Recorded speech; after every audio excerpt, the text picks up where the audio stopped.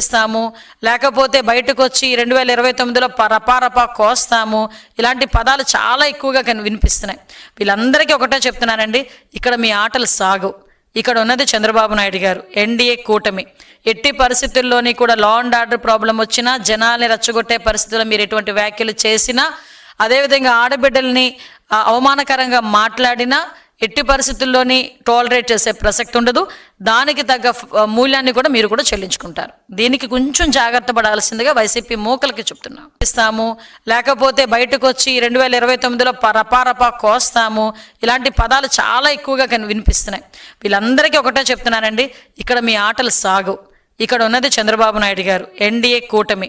ఎట్టి పరిస్థితుల్లోని కూడా law and order problem వచ్చినా, జనాల్ని రెచ్చగొట్టే పరిస్థితుల్లో మీరు ఎటువంటి వ్యాఖ్యలు చేసినా, అదేవిధంగా ఆడబిడ్డల్ని అవమానకరంగా మాట్లాడినా ఎట్టి పరిస్థితుల్లోని టాలరేట్ చేసే ప్రసక్తి ఉండదు.